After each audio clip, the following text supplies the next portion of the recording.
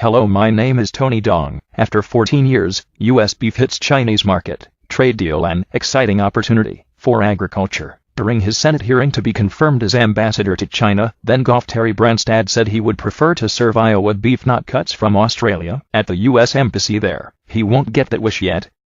But the prime rib he slices into Friday, when joined in Beijing by U.S. Department of Agriculture Secretary Sonny Perdue and Chinese government officials, to ceremonially mark the return of U.S. beef to China after a 14-year ban will be from closer to home Nebraska. The meat shipped last week by a South Omaha meat packer was reported to be the first shipment of U.S. beef to China since 2003, after officials sealed a long-sought trade deal this month. This is a big deal.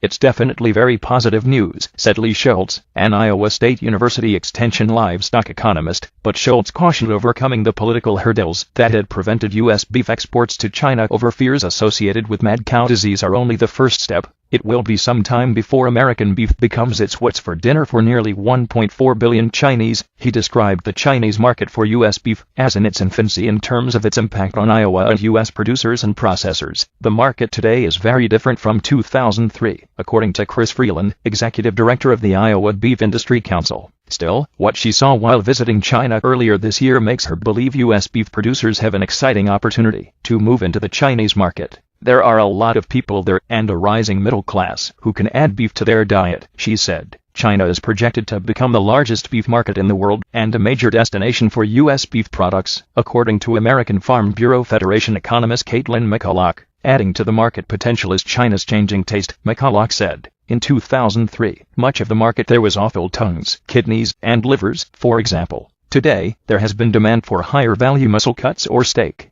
Before China closed the door on U.S. beef, it imported $70 million worth of beef annually, with the United States supplying 80% of that. Today, China imports about $2.6 billion worth of beef every year. Last year, Chinese beef imports totaled 601,000 tons and demand is expected to increase ninefold in 4 years. So if we can even have a portion of that coming back for Iowa producers, that's a celebration for producer profitability, Freeland said. Even if Iowa beef is not going to China, the reopening of the market there still is good news for the nearly 20,000 Iowa farms with beef cattle, Schultz said. The fact that we're exporting is important for the demand situation, he said. Beef goes to the highest value market, and if Kansas beef goes to China, then someone has to fill the need. Iowa's cattle industry contributed $6.9 billion in business activity to the state economy in 2015, according to the Beef Council. With retail beef prices in decline recently, any increase in demand would be welcome, Freeland said. Supply and demand is the way our industry works, she said. China has other suppliers, though. Australia and Uruguay filled the void created when China banned U.S. beef, and Schultz said the competition won't willingly cede the market to American farmers and ranchers. Anytime you regain market access, it takes time to build trade and have a noticeable impact, Schultz said. On the upside, he said, U.S. beef is a very credible brand worldwide and is very desirable on the world market. Schultz predicted re-entry into the Chinese market is unlikely to have much short-term impact on retail beef prices here. Thank you for watching.